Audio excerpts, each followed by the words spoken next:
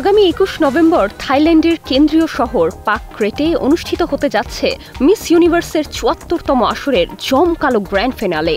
বিশ্বের ১২১ দেশের প্রতিযোগীদের নিয়ে এরই মধ্যে শুরু হয়ে গেছে বাছাই প্রক্রিয়া।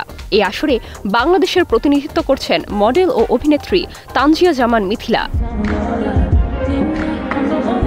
প্রতিযোগিতায় নানা বিভাগেই শুরু হয়েছে ভোটিং। গত কয়েকদিনে একাধিক ইভেন্টে সেরা ৫ থেকে সেরা ৩-এ জায়গা করে নিয়েছিলেন মিথিলা। তবে এবার কারো থেকে পিছিয়ে নয়, ভোট যুদ্ধে পিপলস চয়েস ক্যাটাগরিতে একেবারে শীর্ষে আছেন মিথিলা। ১৯ নভেম্বর পর্যন্ত চলবে এই ভোট গ্রহণ। পিপলস চয়েস ছাড়াও best national costume, miss congeniality, best evening gown এবং বেস্ট স্কিন বিভাগেও সেরা ৩-এ অবস্থান করছেন মিথিলা। মিস ইউনিভার্স বাংলাদেশ তাদের অফিসিয়াল ফেসবুক পেজে এ খবর প্রকাশ করেছে। পোস্টে বাংলাদেশের ১ নম্বরে থাকার কথা প্রকাশ করেছে পেজটি। এছাড়াও ১৯ নভেম্বর পর্যন্ত বাংলাদেশের জন্য ভোট দান অব্যাহত রাখার জন্য সকলের প্রতি আহ্বান জানানো হয়েছে।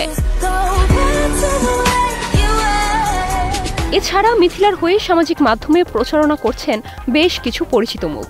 জয়া আহসান, মেহজাবিন চৌধুরী, পিয়া জান্নাতুল, রুনা খান, সামিরা খান মাহি, শবনম ফারিয়া সহ সংস্কৃতি অঙ্গনের অনেকেই মিথিলার পক্ষে ভোটের আহ্বান জানিয়েছেন সামাজিক মাধ্যমে। এই প্রতিযোগিতায় মঞ্চে বাংলাদেশের জন্য এক নতুন ইতিহাস গড়ার পথে হাঁটছেন মিথিলা। আগামী ১৯ নভেম্বর পর্যন্ত অভিনেত্রী যদি ভোটের হিসাবে শীর্ষে থাকতে পারেন, তবে সত্যিই হয়তো তার জন্য হাতছানি দিচ্ছে মিস ইউনিভার্সের শিরোপা। Nirjona Nusrat, star news.